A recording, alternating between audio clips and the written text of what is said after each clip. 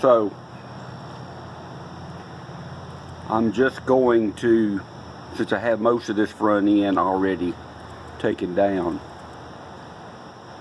I'm going to remove all of that on both sides and set them to the side. So when I take it off of the other car, I can just carry it over here and put it on.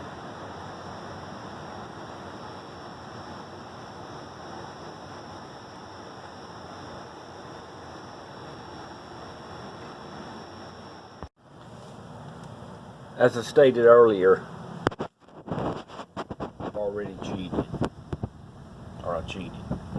I've already taken the ball joint loose out of the lower control arm.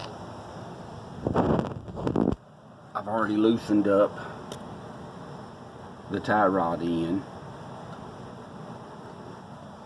and I've already loosened up and taken out the bolt for the wishbone. So you have a brake line. You have two 10mm bolts there for your brake line. You have one there and one in the back. Honda doesn't want it coming off. So normally you would take, I don't know what kind of shape that line is in. Hopefully it's just dirt and trash. Normally what you do is you take something like a pair of vice grips on your line, gently collapse them together so they don't leak all your fluid out. However, on this 30-year-old car, whereas it's still a good line, even if it was brand new, you stand the chance of crimping it too tight and rupturing your line and having a leak. So, because of the way this is put together up here,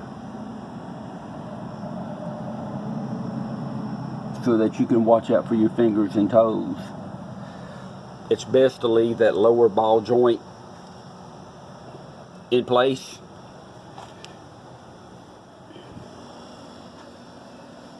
And undo your A-plate bolt, both of them. And then the ones that hold the strut in.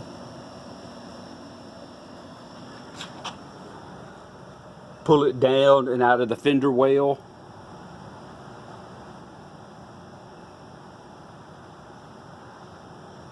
And then try to take your bolt out. Otherwise, you just take the bolt out, undo those at the top,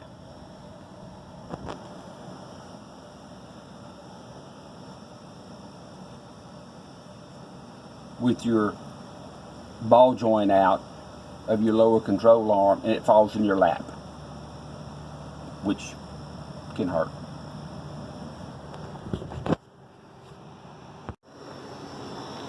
So the whole piece sitting on the ground looks like that.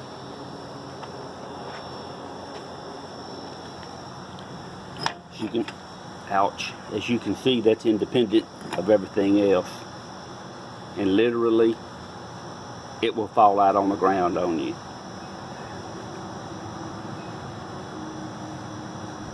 So you can try to take the strut tower out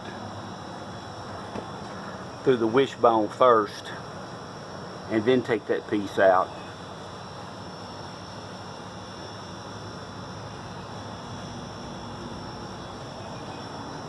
It all comes down to how often you do this. Either way, you need to be aware that it will just literally fall in your lap and onto your legs. And so when you're done, that's what it's going to look like up in there.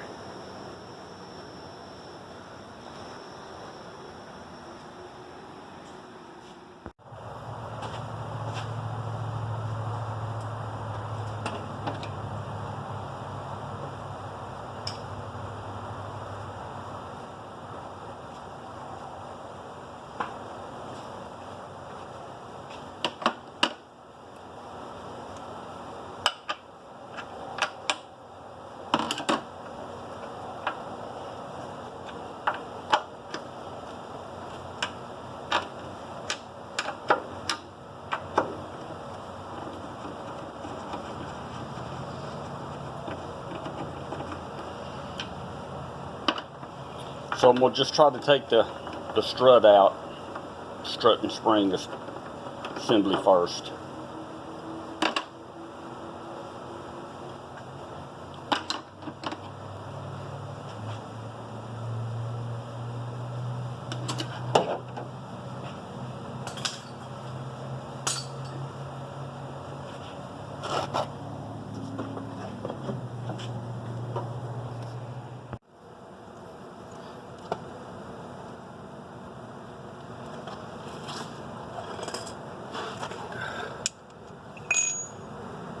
My battery pack tool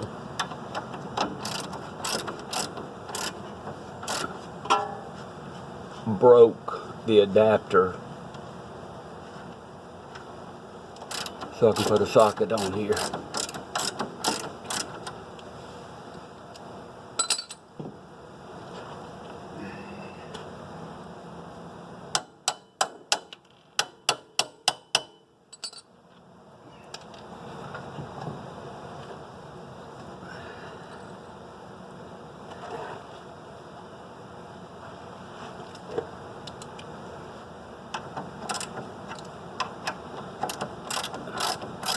So what's going to happen is when this bolt comes out, is the tension from that spring up there is going to try to make it jump down, which can hurt your fingers.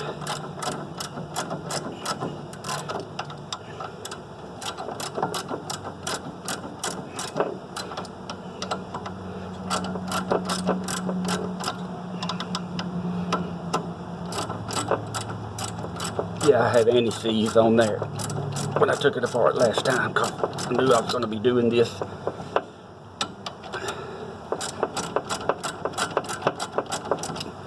And it's supposed to make it easier to come out.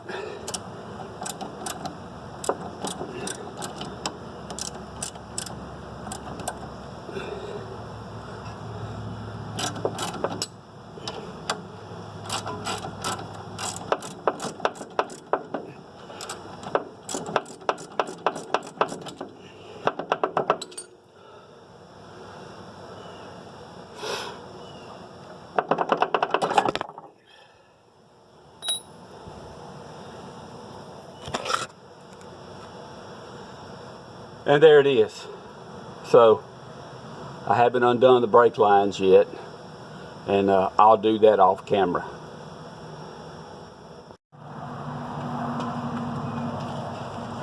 Okay, I've already pulled the top nuts off the studs for that upper A-plate, or that upper control arm, and I have the strut and the spring supported in a special place on the lower control arm. So what, as you can see, I got it off of that, and as predicted, as I said earlier, it'll just fall off in your lap.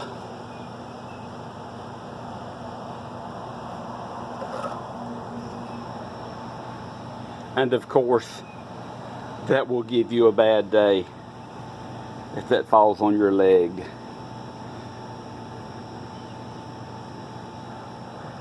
It will give you a major ouchie, as a friend of mine says.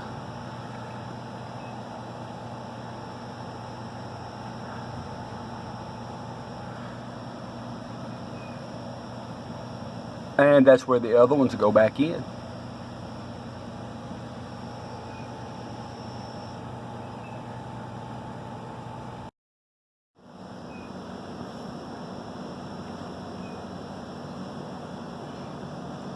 Considering how old it is and how many times this car's been worked on, this 94, this lower ball joint boot is in relatively good shape. May have been replaced. This one's in not too bad a shape, if you can see it. Whoops.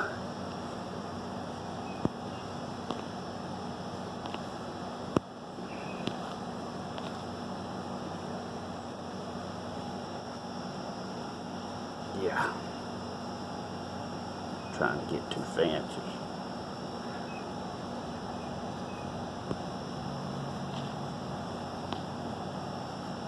So, if you can see that, it's cracked, but it's not all to pieces. So, considering that's probably a part that you can't buy, last time I bought one of those, all you could get was the entire upper control arm. So, this one looks pretty much the same way. It seems to be in pretty good shape. And this boot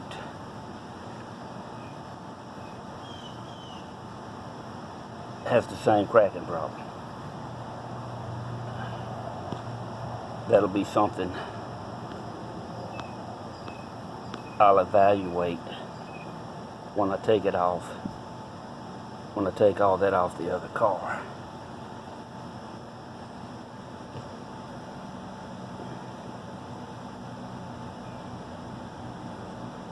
So typically, this upper control arm comes as one piece. At least it did one time before. I've never tried to press that out, although it looks like it does press out. I really don't want to find out. I'm hoping I can just take it apart if I have to and put a good boot on it. Or the other one, boot is in good shape. These are the original struts. I know that because of the numbers.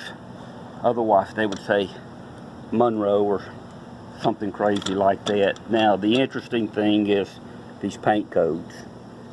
I really don't know what the paint codes mean, but I know that the sedans and the coupes have different paint codes on the springs.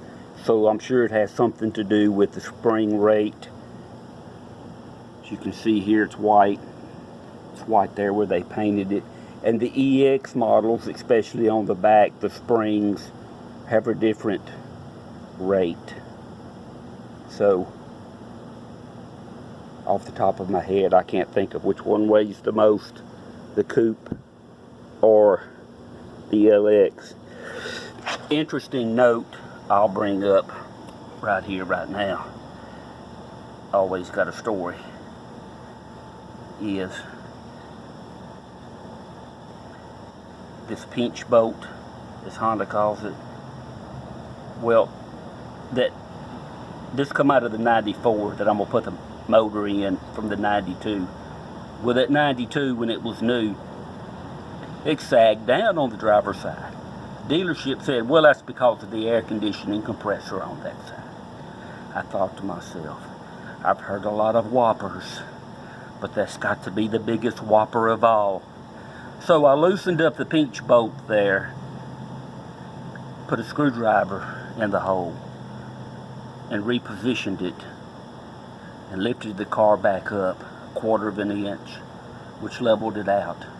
Now what they had done was they had disconnected all of this up here on both sides, and they put a bolt in it to shim it up. So instead of this big plate, they just had a nut, which would have broken your strut tower eventually. Anyway, that's just what happens sometimes. So this one here, you can see it has the pink dot and the white paint. Yeah, there's some green paint left right there. I hit it with a pressure washer, so. And they're marked left and right. I guess you can see that.